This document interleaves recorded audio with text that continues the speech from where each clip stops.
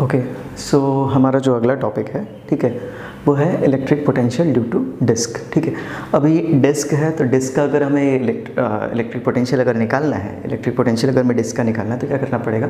सबसे पहले element identify करना पड़ेगा। एलिमेंट आइडेंटिफाई करेंगे, एलिमेंट कैसा होगा? डिस्क का एलिमेंट होता है रिंग। ठीक है, और वो मैंने आपको बताया था इलेक्ट्रिक फील्ड में कैसा होता है कि अगर मान लो आपको ये पूरा डिस्क बनाना है, ठीक है, मान लो ये आपको डिस्क बनाना है तो आपको क्या करना पड़ेगा? एक रिंग लेंगे पतला सा, ठीक है, इसके ऊपर एक थोड़ा सा बड़ा रिंग लेंगे, ठीक है, फिर इसके ऊपर एक थोड़ा सा बड़ा रिंग लेंगे, एक बड़ा रिंग लेंगे, इस तरह से बड़ा करते चले जाएंगे। ठीक है, तो ये क्या होगा? आपका पूरा एक बड़ा सा इस तरह से हमारा पूरा डिस्क मिलेगा। ठीक है, तो यहाँ पे क्या बात हुई? पहली बात जो समझने लायक है वो ये कि आपका जो डिस्क होगा, डिस्क का एलिमेंट क्या होगा? वो हो जाएगा आपका रिंग। ठीक है, तो वो आगे बढ़ता है फिर। तो हमारा टॉपिक है electric potential due to disc. Charge disc भी बोलते हैं कई बार। तो आपका देखो कैसा है, ये मान लो एक डिस्क है, ठीक है, इसका चार्ज, टोटल चार्ज Q, इसका रेडियस R। हमें निकालना है क्या? इसका इलेक्ट्रिक पोटेंशियल निकालना है इस पॉइंट P पे, जिसका डिस्टेंस यहाँ से लेकर के यहाँ तक ये वाला मान लो x है। ठीक है, इस हमें x डिस्टेंस से निकालना है, यहाँ से यहाँ तक का डिस्टेंस। डिस्क से ऐसा डिस्टेंस आपका x दिया हुआ है, डिस्क इस तरह से रखा हुआ है, यहाँ पर डिस्क है और यहाँ पर हमें इसका पोटेंशियल निकालना है। तो इसका एलिमेंट आपको बताया, एलिमेंट क्या करना होता है। और फिर अगर आपको याद हो, लास्ट में आपको बताया था कि जब भी इस तरह का इंटीग्रेशन वाला क्वेश्चन होता है, जब भी कंटिन्यूस बॉडी का हमें कैलकुलेशन करना होता है, तो उसमें तरीका क्या होता है? सबसे पहला स्टेप होता है कि पहले हम क्या करते हैं? एलिमेंट आइडेंटिफाई करते हैं। एलिमेंट हमने आइडेंटिफाई कर लिया, कैसा एलिमेंट है इसका, तो इसका एलिमेंट निकल के आया रिंग। ठीक है, दूसरा स्टेप होता है कि हम जो एलिमेंट है उसका साइज़ एंड पोजीशन बताते हैं। ठीक है, साइज़ एंड पोजीशन बताने के बाद उसका हम चार्ज निकालते हैं। ठीक है, फिर चार्ज निकालने के बाद हम क्या करते हैं? उसका जो आपका एलिमेंट है उसका पोटेंशियल लिखते हैं, फिर उसको इंटीग्रेट करते हैं। ठीक, तो एक एक करके शुरू करते हैं। एलिमेंट आइडेंटिफाई कर लिया, एलिमेंट होगा कौन सा? रिंग। ठीक है, तो रिंग हम क्या करेंगे? इसमें एक रिंग बना देंगे, देख लो, एक हम रिंग बना देंगे। ठीक है, और इस रिंग का मैं यहाँ पे आपको अलग से बना के दिखाता हूँ। इस रिंग का हम क्या करेंगे? छोड़ो, रहने दो, इधर देखना। इस रिंग का हम क्या करेंगे कि रेडियस ले लेंगे कितना? स्मॉल r, और इसका जो थिकनेस होगा वो हम ले लेंगे कितना? dr। ठीक है, यानी कि ऐसा बनेगा, इस तरह से थोड़ा सा मोटा रहेगा और ऐसा इस तरह से आएगा। ठीक है, तो ये थोड़ा इस तरह का रहेगा। ठीक है, अगर मैं आपको थोड़ा सा सॉलिड में बनाऊँ तो ऐसा। ठीक है, और ये एकदम पतला सा लिया जाना चाहिए, जितना पतला लोगे उतना आपका एक्यूरेट आंसर आएगा। ठीक है, तो इसमें हमने एलिमेंट आइडेंटिफाई कर लिया रिंग, उसके बाद इसका साइज़ एंड पोजीशन भी बता दिया कि साइज़ क्या है भाई इसका। पहले इसका पोजीशन बता दिया कि सेंटर से r रेडियस के डिस्टेंस पे है, r डिस्टेंस पे है, उसका थिकनेस कितना है, इसका साइज़ कितना है, dr लेंथ है। अब अगला स्टेप क्या होगा? अगला स्टेप होगा इसका चार्ज निकालना होगा।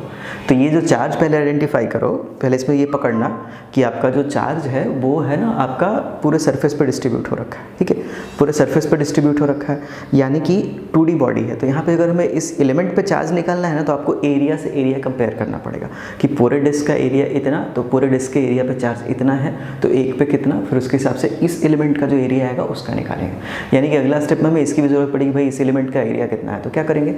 एलिमेंट का एरिया निकालने के लिए हम क्या करेंगे? इसको ना ऐसे इसको ओपन करते हैं। ठीक है, यानी ये आपका लेट्स से ये ऐसा है ना, ये इस तरह से रिंग बना हुआ है, तो रिंग को हम क्या करेंगे? ऐसे सीधा करेंगे।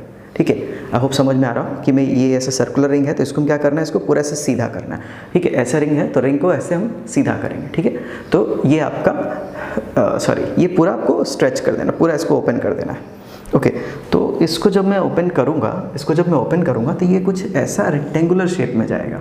ठीक है, ऐसा कुछ ये रेक्टेंगुलर शेप में जाएगा। ठीक है, और इसका जो सर्कमफेरेंस होगा वही आपका क्या हो जाएगा? इसका ये लेंथ हो जाएगा, ये 2πr। ठीक है, ये पूरा खोलेंगे तो इसकी लंबाई कितनी? 2πr आएगी। ठीक है, और ये चौड़ाई कितनी है इसकी? तो dr है, तो इसको dr रखेंगे। ठीक है, ये हुआ आपका dr। तो इसका एरिया कितना आ जाएगा? तो इसका da मैं लिख ही देता हूँ इधर नीचे, तो ये हो जाएगा dr का, da हो जाएगा 2πr into dr, 2πr dr। तो भाई ये हमारा एलिमेंट का एरिया हमें यहाँ तक निकल के आ गया। इसके बाद जो अगला स्टेप होगा, नेक्स्ट स्टेप क्या है? नेक्स्ट स्टेप है इसमें क्या करना है कि इसका चार्ज निकालना है। ठीक है, तो उसको चार्ज को हम dq बोलते हैं। एलिमेंट का जो चार्ज होता है ना उसको मैं dq बोलता हूँ। तो यहाँ लिख देता हूँ calculation of dq। D Q, ठीक है। चलो तो भाई आपको क्या बताया, एरिया सीरिया कंपेयर करना है, 2D बॉडी है यानी जो भी चार्ज है पूरे डिस्क पे फैला हुआ, पूरा इस पे स्प्रेड हो रखा है, ठीक है। देखो कैसे करेंगे, पाई आर स्क्वायर का चार्ज है कितना, क्यू, एक का कितना है q upon pi r square, ठीक है। तो इतने का कितना, तो 2 पाई आर डी आर का q upon pi r square into 2 pi r d r, ठीक है। जो कट रहा है काट दो, पाई से पाई कट रहा है तो ऊपर क्या बचेगा, तो हमारे पास ऊपर जो बचेगा वही डी क्यू हो जाएगा, ठीक है। तो डी क्यू हो गया equals to q 2 r d r upon r square, ठीक है। यहाँ पे हमें डी क्यू मिल गया। अब अगला स्टेप क्या है, एलिमेंट का चार्ज मिल गया, अगला स्टेप क्या होगा कि हम इस रिंग का पोटेंशियल लिखेंगे, ठीक है।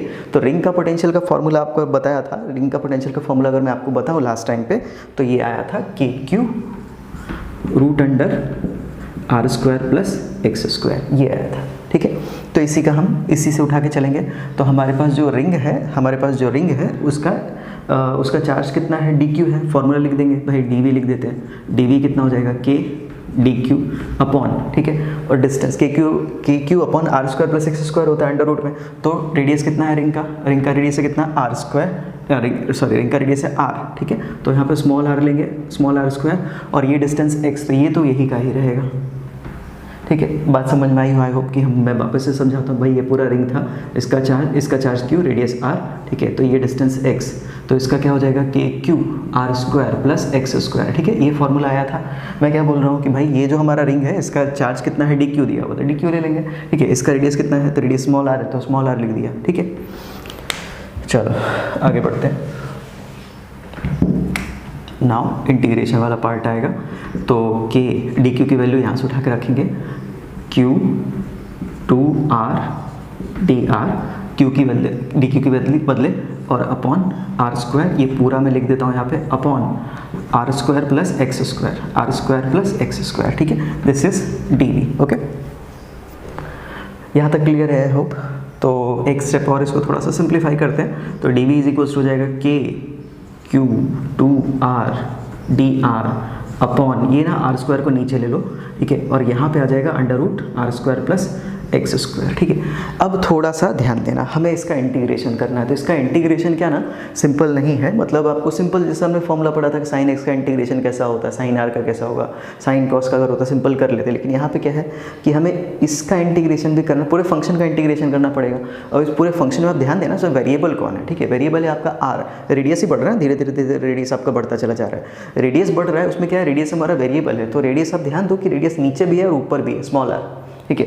तो ये डायरेक्ट आप इंटीग्रेट नहीं कर सकते, ठीक है। तो इसको क्या करना पड़ेगा, इस तरह का जो इंटीग्रेशन होता है ना, इसमें से क्या सब्स्टिट्यूशन मेथड लगाना पड़ता है, ठीक है। सब्स्टिट्यूशन मेथड में ऐसे क्या करना है, सिंपल तरीका है इसका कि भाई जो सबसे जो अजीब सा फंक्शन दिख रहा है, सबसे थोड़ा कॉम्प्लिकेटेड फंक्शन दिख रहा हो ना, उसको उस टी मान लो, ठीक है। और टी मान लो, और क्या करो कि जब टी मानोगे तो फिर क्या करेंगे, यहाँ पे टी पुट कर देंगे, तो आपका टी है और ऊपर क्या रहेगा, डी आर होगा। आपको इंटीग्रेशन का बेसिक रूल बताता हूँ कि इंटीग्रेशन का बेसिक रूल आप समझ लो कि अगर टी है तो उसके साथ में डी टी चाहिए इंटीग्रेट करने के लिए, अगर एक्स है तो डी एक्स चाहिए इंटीग्रेट करने, वाई है तो डी वाई चाहिए, ठीक है। अगर आप इसको टी मान के करोगे तो यहाँ रूट टी आएगा, ठीक है। मैं अभी आपको लिख के बताऊंगा वापस से, फिर भी आप समझ लो एक बार कि यहाँ पे जब हम करेंगे इसको रूट टी लिखेंगे, फिर ठीक है ये रूट टी आएगा, ऊपर अभी भी डी आर रहेगा, तो रूट टी को आप डी आर से इंटीग्रेट नहीं कर सकते, तो यानी कि डी आर को भी डी टी के टर्म्स में लाना पड़ेगा। तो यही हमारा इंटीग्रेशन का थोड़ा सा सेटिंग है, ठीक है। यही चीज़ हमें करना है। अच्छा एक चीज़ और, लिमिट भी रखनी होती है, लेकिन लिमिट में अभी फिलहाल नहीं रखूँगा, ठीक है। बाकी मैथ्स में ऐसा रूल होता है कि आपको इंटीग्रेशन करो तो लिमिट रख करके आपको शुरू से लेकर लास्ट तक लेके चलना होता है। फिलहाल हम फिजिक्स में थोड़ा अपना रिलैक्सेशन हम ले सकते हैं, ठीक है। इसमें हमें थोड़ा रिलैक्सेशन मिलता है, क्योंकि अभी फिर इंटीग्रेट करोगे, सॉरी इसमें लिमिट रखोगे, फिर क्या फंक्शन जब चेंज करेंगे टी के टर्म्स में लेंगे तो क्या होगा ना कि पूरा कहानी आपका बदल जाएगा, ठीक है। पूरा फिर टी के टर्म्स में फिर लिमिट रखनी पड़ेगी, तो अलग कहानी हो जाएगी, फिर और लेंदी प्रोसेस हो जाएगा। हम उतना नहीं करेंगे, लिमिट आएगा, बट मैं लिमिट यहाँ पे मैं नहीं ले रहा हूँ, ठीक है। लिमिट में सीधा जब इंटीग्रेट हो जाएगा उसके वक्त मैं लिमिट आपको बताऊँगा कैसे लेना है, ठीक है। अब मैं बता ही देता हूँ, ठीक है। लिमिट कैसे लेना होता है, लिमिट आपका क्या है भाई कि लिमिट ऐसा होता है, जो फर्स्ट एलिमेंट होता है उसका जो फंक्शन है वो लेते हैं। जैसे फर्स्ट एलिमेंट जो होगा एकदम बीच में होगा, ठीक है। तो यहाँ पे वेरी क्या कर रहा है, रेडियस वेरी कर रहा है, तो जब फर्स्ट एलिमेंट होगा उसका रेडियस कितना होगा, उसका रेडियस होगा 0। लास्ट वाला जो एलिमेंट होगा ना उसका रेडियस हो जाएगा कितना, कैपिटल आर, तो हमारा लिमिट होगा 0 से कैपिटल आर, ठीक है। आर है ना वेरिएबल, यहाँ पे रेडियस वेरिएबल है, तो रेडियस कैसे कैसे चेंज हो रहा है, पहले एलिमेंट के लिए रेडियस कितना हो जाएगा 0, लास्ट वाले के लिए कैपिटल आर, तो 0 से कैपिटल आर रखना है, तो वो मैं फिलहाल यहाँ नहीं ले रहा हूँ, मैं आपको बता दिया, ठीक है, बट यहाँ पे नहीं लिखेंगे, ठीक है। आगे बढ़ते हैं, क्या किया, इसको t मान लेंगे, तो t इज इक्वल्स टू क्या हो जाएगा r square plus x square, ठीक है, r square plus x square, तो इसको पुट करेंगे यहाँ पर रूट टी आ जाएगा, तो रूट टी से काम नहीं चलेगा, इसको भी डी आर को भी डी टी के टर्म्स में लाना पड़ेगा, ठीक है। तो इसको हम क्या करेंगे, डी टी को इसको ना यहाँ पे रख दो, ठीक है, now D T by D R कर लो, ठीक है, तो ये हो जाएगा आर स्क्वायर एक्स स्क्वायर, ये पूरे को हमें डिफ्रेंशिएट करना पड़ेगा डी आर से, दोनों साइड डिफ्रेंशिएट करेंगे D T upon D R. क्यों कर रहा हूँ, क्यों कर रहे हैं ये, क्योंकि आपको डी आर को भी डी टी के टर्म्स पे लाना पड़ेगा, ठीक है। तो टी है, टी को डिफ्रेंशिएट करेंगे तो ये डी टी तो आ जाएगा यहाँ पे, ठीक है। तो डी टी किसके रिस्पेक्ट में डिफ्रेंशिएट करना पड़ेगा, डी आर के रिस्पेक्ट में करना पड़ेगा, जो वेरिएबल है वेरिएबल से ही करते हैं डिफ्रेंशिएट, ठीक है। तो यहाँ पे आ जाएगा आर स्क्वायर है, तो आर स्क्वायर का डिफ्रेंशिएशन जो पावर होता है आगे चला जाता है, ठीक है, और उसका पावर एक कम कर देते हैं, ठीक है। तो यहाँ पे कितना हो जाएगा 2r हो जाएगा, और x क्या है कांस्टेंट, तो कांस्टेंट डिफरेंशिएशन 0, ठीक है, छोड़ दो इसको, तो ये कितना हो गया dt इक्वल्स टू हो गया 2r dr। अब थोड़ा सा ध्यान दो, नीचे देखना, ये r square plus x square की वैल्यू कितनी है t, ठीक है, तो ये तो मिल गया हमें। फिर दूसरी बात आपका 2r dr, ये भी हमें देखो ऊपर जरा ध्यान दो, 2r dr पूरा है, तो इस पूरे को हम लिख सकते हैं कितना dt, तो हमारा काम हो गया, इंटीग्रेशन का हो जाएगा, ठीक है। क्या करेंगे, नाउ सब्स्टिट्यूटिंग द वैल्यूज, हम वैल्यूज डाल देंगे, ठीक है। तो कैसे देख लो, dv इज इक्वल्स टू के क्यू, इसको क्या बोला 2r dr को हमने बोला dt, ठीक है, और नीचे जो आपका आर स्क्वायर एक रह गया था, इसको आर स्क्वायर ले लो, ठीक है। फिर आपका r square plus x square, r square plus x square को कितना माना t, तो यहाँ पे रूट टी हो जाएगा, ठीक है, रूट टी यानी कि आपका t का पावर हाफ, ठीक है, अपॉन में है ऊपर जाएगा तो माइनस हाफ हो जाएगा, ठीक है। तो इसको आगे सिंप्लीफाई करते हैं, तो ये हो जाएगा के क्यू अपॉन आर स्क्वायर, छोड़ दो इधर, कुछ मत करो इसके साथ, टी का पावर माइनस हाफ, नीचे आ जाएगा डी टी, ठीक है। अब ज़रा ध्यान देना, अब इसको इंटीग्रेट किया जा सकता है, एकदम सिंपल फंक्शन बन गया है, टी का पावर माइनस हाफ, तो x to the power n का फॉर्मूला लगा देंगे, x to the power n का फॉर्मूला क्या होता है, x to the power n plus one upon n plus one, ठीक है। तो यहाँ पे हमारा क्या हो जाएगा, इसका इंटीग्रेशन अब हम कर सकते हैं डी वी, ठीक है, तो डी वी का इंटीग्रेशन कर लेते हैं, तो ये हो जाएगा v इज इक्वल्स टू के क्यू अपॉन आर स्क्वायर, यहाँ पे आ जाएगा टी का पावर माइनस हाफ है ना, तो ये हो जाएगा टी का पावर ऊपर प्लस हाफ हो जाएगा, देखो कर ही देता हूँ, छोड़ो एक स्टेप में क्या ही जा रहा है, plus one upon minus half plus one, ठीक है, ये चीज़ है। अच्छा, किसी स्टूडेंट को यहाँ पे कन्फ्यूज़न हो सकता है कि भाई हमने ना ये क्या बोलते हैं इसको प्लस सी क्यों नहीं लिया, तो प्लस सी ऐसा होता है कि जो आपका डेफिनेट इंटीग्रल होता है ना, उसमें से वो कैंसिल हो जाता है, ठीक है। प्लस सी अभी परेशान मत होना उसके चक्कर में, ठीक है। देखो कैसे करते हैं, बस ये हो ही चुका है, बस थोड़ा सा एक स्टेप और बाकी है इसमें इंटीग्रेशन में।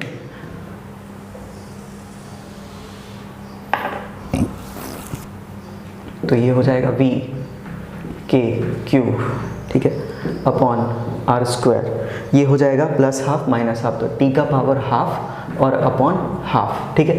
तो ये हाफ को ऊपर ले लो तो 2 चला जाएगा, तो v इज इक्वल्स टू क्या हो जाएगा के क्यू अपॉन आर स्क्वायर, इधर 2 ले लो और यहाँ पे बचेगा टी का पावर हाफ, ठीक है। अब 2 के क्यू अपॉन, थोड़ा सा इसको ढंग से लिखते हैं, v is equals to 2 k q upon r square, और t की वैल्यू हम वापस से पुट कर देंगे, कितना था r square plus x square, और हाफ है मतलब रूट है, तो रूट टी है बेसिकली है, तो रूट में ले जाएंगे इस टर्म को, तो r square plus x square, ठीक है। अब चाहो ना तो लिमिट इसमें डाल सकते हो, ठीक है, अब इसमें लिमिट डाल सकते हैं, कहाँ से कहाँ, 0 से r तक, ठीक है, कहाँ से कहाँ लिमिट डाला, 0 से r तक डाला, ठीक है।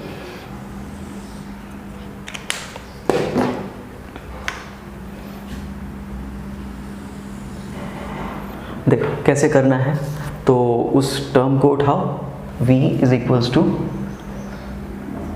इक्वल्स टू के क्यू अपॉन आर स्क्वायर, ठीक है, और ये कितना आया, इसका आ जाएगा टी का power minus half plus one, तो यहाँ पे पावर आ जाएगा हाफ और इधर कितना आ जाएगा, हाफ आ जाएगा, ठीक है, के क्यू अपॉन आर स्क्वायर, ये हाफ है ना, इसको ऊपर ले लो, 2 ऊपर चला जाएगा, टी का power half 2 k q upon r square, और ये हो जाएगा रूट टी, ठीक है, पावर हाफ है रूट टी। अब इसमें क्या करो, इसकी वैल्यू पुट कर दो, ठीक है, तो ये हो जाएगा 2KQ/r², और रूट टी की वैल्यू कितनी, r² + x², ठीक है, डाल दो यहाँ पे r² + x²। अब ब्रैकेट में डालते हैं, ज़रा ध्यान देना, इसमें आपको क्या बताया था शुरू में कि लिमिट जो होगा वो यहाँ पे बताया था आपको कि लिमिट क्या रखना होता है, 0 से r तक रखना होता है। यहाँ पे इसलिए रखा था क्योंकि हमने t के टर्म्स में चेंज किया, तो फिर क्या होता है लिमिट भी t के टर्म्स में लेनी पड़ती, इसलिए मैंने उस चीज़ को अवॉइड किया वहाँ पे, ठीक है। हालांकि मैथ्स में अगर ऐसा कोई क्वेश्चन आता है जहाँ पे फंक्शन चेंज करना हो तो वहाँ पे आप नहीं कर सकते, ऐसा फिजिक्स में चल जाता है हमारा, ठीक है। लिमिट 0 से r तक, ठीक है। अच्छा हाँ, यहाँ पे गलती हुई, ध्यान दो, रूट टी था ना, यहाँ पे रूट आपका छूट गया है, तो रूट यहाँ पे आ जाएगा, ठीक है। ये आपका रूट आ जाएगा, ये रहा 2KQ/r², ठीक है। अपर लिमिट कितना डालेंगे r के बदले, तो यहाँ पे कैपिटल R आ जाएगा, r² + x²। फिर लोअर लिमिट कितना डालेंगे, 0। जब लोअर लिमिट हम 0 डालेंगे ना तो क्या होगा कि यहाँ पे r के बदले 0 आ जाएगा, r के बदले 0 तो यही चला जाएगा, तो यहाँ पे सिर्फ क्या बचेगा, x² बचेगा और रूट बचेगा, तो x² और रूट क्या हो जाएगा, रूट और स्क्वायर एक साथ खत्म हो जाते हैं, तो सिर्फ आपका क्या बचेगा, -x बचेगा। तो ये आपका आंसर आता है पोटेंशियल ड्यू टू रिंग। अच्छा, इसमें एक चीज़ और बता देता हूँ आपको कि ऐसा सवाल बोर्ड में नहीं आएगा, तो इसका ठीक है, इसको लिए बोर्ड में लेके आप परेशान मत होना कि ऐसा सवाल बोर्ड में आया तो हम कैसे करेंगे, ठीक है। इतना कॉम्प्लिकेटेड ऐसा इंटीग्रेशन वाला नहीं आता है, ठीक है, मैंने नहीं देखा आज तक कोई क्वेश्चन इसमें। तो ये सिर्फ आपको इंटीग्रेशन एप्लीकेशन के लिए था कि भाई ऐसा कंपटीशन में इस तरह का क्वेश्चन, मतलब ऐसे इस तरह कॉन्सेप्ट पे बेस्ड आपके क्वेश्चन बन सकते हैं, ठीक है, मैं ऐसा बोल सकता हूँ, बट बोर्ड में ऐसा नहीं आता है, ठीक है। बोर्ड में आपको ज़्यादा से ज़्यादा पूछेगा तो रिंग का पूछ सकते हैं, उसके बाद इसके बाद जो मैं बताने वाला हूँ ना, हॉलो स्क्वायर का कितना, सॉलिड स्क्वायर का कितना, वो सब का पूछते हैं, ठीक है, इनका नहीं पूछते, ठीक है। तो इनका परेशान मत होना, ये सिर्फ आप ऐसा समझ लो कि ये सिर्फ आपको नॉलेज के लिए बताया, फिर कॉम्पिटिशन एग्जाम के लिए हिसाब से आप समझ के चल सकते हो, ठीक है। तो मैं आगे बढ़ता हूँ फिर अगले टॉपिक पे।